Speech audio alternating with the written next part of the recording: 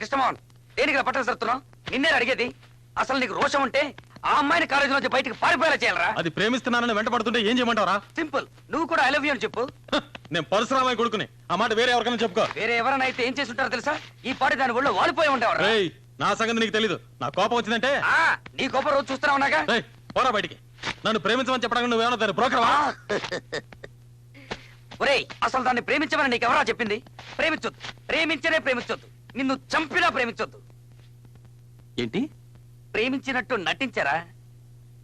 ఎందుకు? ఆ బసవ పున్నమ్మ మీద పగ తీర్చుకోవడానికి. పగ తీర్చుకోమంటున్నా. ఏంటేంటేంటి? కృష్ణమోహన్, ఆ అమ్మాయి నేను వెతుక్కొని వచ్చింది. దాన్ని అడ్డం పెట్టుకుని వాళ్ళ కుటుంబం మీద పగ తీర్చుకోవడానికి ఇది నీకు మంచి అవకాశం. ముందు ఆ అమ్మాయిని నీ బుట్టలో పడేసుకోవాలి. అలా పడేసి పడేసి నీ గుప్పెట్లోకి తెచ్చుకోవాలి.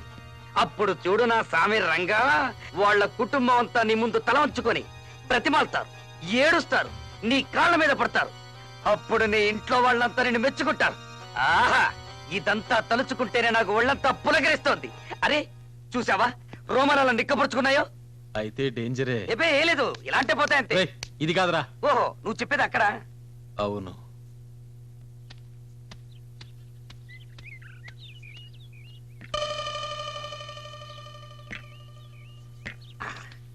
వెళ్ళరా, వెళ్ళి ఐ లవ్ యూ అని చెప్పే. అది కాదురా, ఎలా మొదలెట్టాలి? నిన్న రాత్రి నీకు నిద్ర పట్టలేదు, మొదలెట్టు. వెళ్ళు. Janaki, excuse me, 1 minute. 1 minute. ఏమిటి పిలిచారు? నిన్న రాత్రంతా నాకు నిద్ర పట్టలేదు. నాకు కూడా. నాకు తెలుసు నీకు నిద్ర పట్టుండదని. అది నా గురించి ఏంటిదని కూడా తెలుసు. అదేం కాదు, నిన్న మా గదిలో దోమలు ఎక్కువయ్యాయి, అందుకని. నీ సెన్స్ ఆఫ్ హ్యూమర్, నీ సమయ స్ఫూర్తి, నీ స్మార్ట్నెస్, అవే నాకు ఇష్టం. జానకి, నువ్వు నమ్మినా నమ్మకపోయినా నేను చెప్పేది నిజం.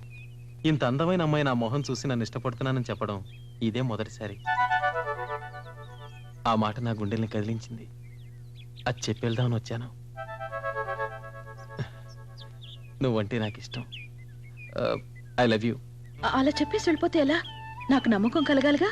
మీరు చెప్పింది మనస్ఫూర్తిగానేనా? అవును, మనస్ఫూర్తిగానే. అయితే ఒట్టేస్తారా? దాందే ఉంది. చనిపోయిన మీ అమ్మ మీద ఒట్టేసి చెప్పండి. నేను రమ్మంటే మీ నాన్నని, అన్నల్ని, ఆస్తిపాస్తుల్ని అన్నింటినీ విడిచిపెట్టి నాతో వస్తారా? వెంటనే చెప్పక్కర్లేదు, బాగా ఆలోచించి తర్వాత చెప్పండి. వెళ్ళొస్తాను.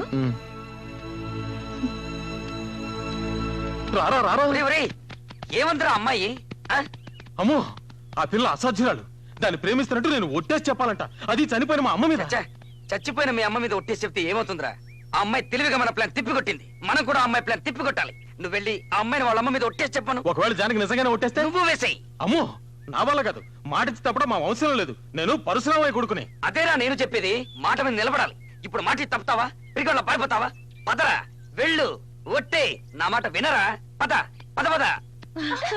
ఎక్స్క్యూజ్ మీ, కొంచెం ఇలా వస్తారా?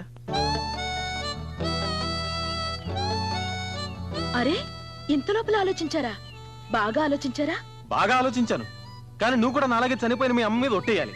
దానికి ఆ చెయ్యి లేవండి. ఎందుకు? ఒట్టేసేందుకు? పర్వాలేదు, నోటితో చెప్తే చాలు. అదేంటి అలా చోట్లు పట్టాయి?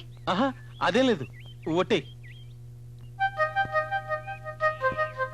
చనిపోయిన మా అమ్మ మీద ఒట్టేసి చెప్తున్నా, ఈ నిమిషం నుంచి నేను మీ దాన్ని. మీరు రమ్మంటే అందరినీ వదిలి మీతో వచ్చేస్తా. ఇది నిజం.